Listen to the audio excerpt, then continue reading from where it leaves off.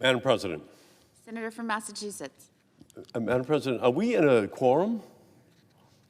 We are not. Thank you, Madam President. Madam President, Social Security is under attack. Donald Trump, Elon Musk, and Doge are revving up their chainsaw and coming after America's earned Social Security benefits. They are cutting staff, slashing services, closing offices, and lying about the program. 10 days from now, the Doge chainsaw is threatening to cut phone services at the Social Security Administration. Cutting the phone services at the Social Security Administration. Jeopardizing benefits that seniors earned through a lifetime of work. In 2023, do you know how many people died waiting for their Social Security benefits? 30,000. 30,000 Americans. What do we think now about doing away with 1-800 phone service, and what will that do to wait times that are already too long? Yesterday, I just decided to get on and to dial 1-800 and just see how long it would take for a United States Senator to be able to connect with the Social Security Administration. It was a half hour, it was an hour, and then they just said, there's at least a 2-hour wait. Well, for Grandma and Grandpa, we just don't want them waiting a couple of hours or more in order to get the information they need about, for most of them or a lot of them, the only check in their life, the only thing that keeps them with the capacity to be able to pay for the groceries, the rent, or even for the phone service. But at the Social Security Administration, over the last 8 weeks, it's now 1-800, dial the number, and then just wait. So the administration is then forcing people to, instead of being able to use the phone, they're saying, get online, Grandma. And then Grandma is saying, oh, you know what? I forgot to take that computer course 30 years ago, and I'm 88 now. But they're saying, you got to learn how to go online, Grandma.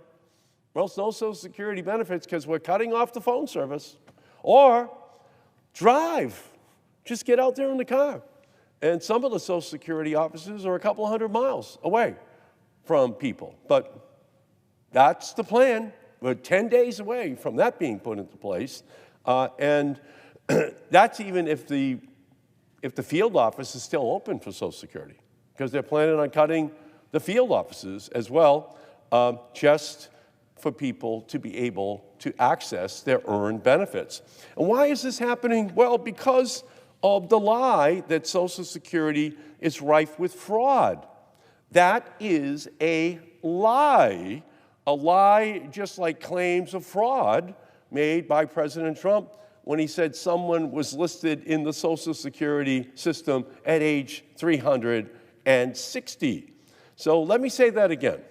He claimed someone was 360 years old, older not just than the entire Social Security program, but older than the United States of America, because that person would have had to have been born in 1659.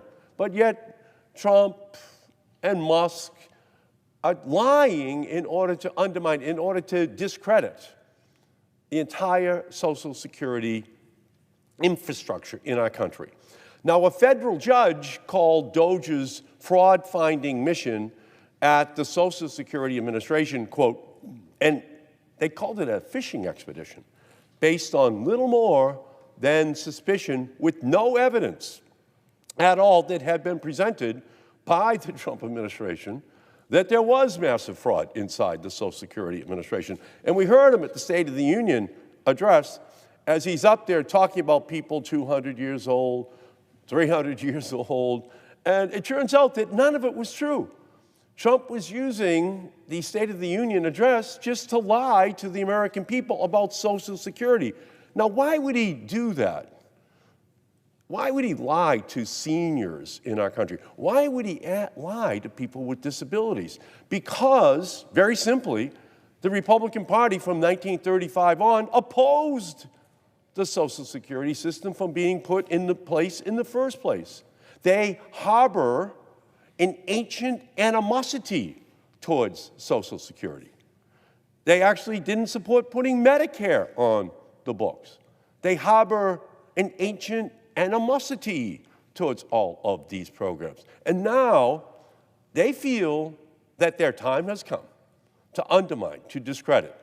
And instead of giving Americans a level playing field, the administration is hurling curveballs at grandma, curveballs at grandpa, and we're already seeing the effects on Social Security benefits. Recently, a young woman contacted my office because her disability case, which had already been delayed by previous Social Security cuts, is now halted. Halted. Woman with disabilities. This woman was homeless, had a young child to care for while she struggled to afford a place to live without benefits. And my office is contacted on a daily basis by people just like that, by senior citizens who are terrified that they will lose the earned benefits they rely on to eat and to keep a roof over their heads.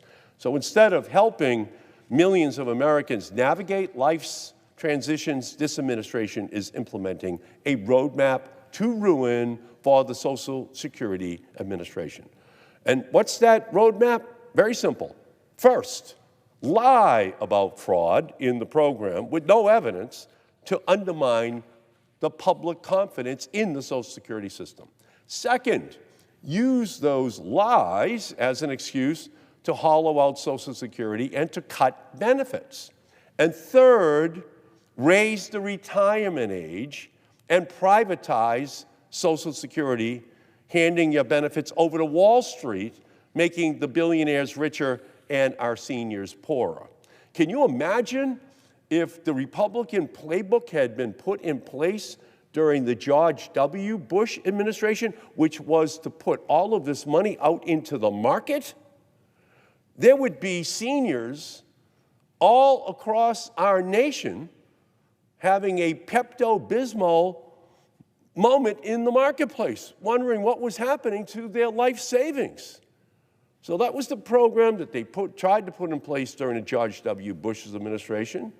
It still is the plan, but we should not, in fact, fall for that because we can't trust the markets to guarantee the returns which seniors are going to need in order to have a predictable and safe retirement. Social Security isn't a budget line, it's a lifeline. And for too many of the people who are advocating for privatization, GOP really stands for get old people. That's the plan. If you kick them in the heart, you're going to break your toe. It's a lifeline. In Massachusetts, 1 in 5 people in Massachusetts rely upon Social Security benefits to put food on their table, to buy groceries, and to pay their bills. Here's an astounding number. 22 million Americans are dependent upon Social Security to the extent to which they would be thrown into poverty if they just missed 1 month's check. And that includes about 16 million seniors, 268,000 of whom live in my home state of Massachusetts. If you need a reminder why our seniors should never rely on Wall Street for a secure retirement, take a look at the stock market this week. Trump called Wednesday Liberation Day, but it should really be called Obliteration Day. We've seen the stock market absolutely obliterated over the past 2 days, thanks to Donald Trump. Today, the Dow dropped 2,200 points. It was the worst day for the market since 2020, and now the market has lost more than 10% of its total value over the past 2 days. Grandma and grandpa should not be trusting the casino of Wall Street for their retirement benefits. That's why we set up the Social Security system in 1935. Donald Trump has instituted a reckless trade war, and seniors are seeing their 401ks and retirements evaporate on top of his efforts to slash their health care and Social Security benefits. The only thing the Trump administration and Senate Republicans are offering our seniors is social insecurity. Mr. President, Madam President, Social Security isn't rife with fraud. It's not a Ponzi scheme, as Elon Musk called it. It isn't something that can just be turned off. Social Security is a promise we made to current and future generations who would be absolutely broke if we did not fulfill our promises to them. Republicans and Doge are taking a sledgehammer to the benefits that are a lifeline, a true lifeline for people with disabilities, and that seniors have worked hard their whole lives in order to earn. Social Security is not an entitlement, it is an earned benefit. And Republicans haven't been able to destroy Social Security yet. There's a reason why it's called the third rail of American politics, and we're not going to allow Musk and Trump or their billionaire buddies to succeed in destroying Social Security with their lies and their cuts and their cruelty. We will not neglect the promise we made, and we will preserve security and dignified retirement for everyone. The loudest voices in this fight are those of countless Americans who simply want the government to honor its promise to retirees, to seniors, and to people with disabilities. This is not an administration that works for the American people. Trump's not going to take from the American people all at once. He's going to do it inch by inch at a time, and Trump and his billionaire enablers will inch by inch steal from the workers to give tax breaks to the rich, steal from seniors to give tax breaks to the rich, steal from children to give tax breaks to the rich, steal from those who are sick to give tax breaks for the rich, to loot all the programs that have been put on the books in order to ensure that our society is so much better than it was in 1935. And I'll tell you this, in 1900, the average age of death, life expectancy, was 48 years of age. We had gone from the Garden of Eden to 1900, life expectancy was 48 years of age. In 1900, 20% of all children died before the age of 5. And then the progressive movement put programs on the books, Social Security, vaccines, Medicare, Medicaid, Head Start, in order to make sure that everyone was able to enjoy the full benefits of our society. That is what this ancient animosity of people like Donald Trump want to rid the society of. So I just want to say Democrats will always be here, always fighting against these callous cuts and heartless efforts by Trump and Musk and the Senate Republicans. And we're going to do it on vote after vote, all night and into the morning, in order to make sure that the American people understand who is on their side. So with that, Madam President, I yield back.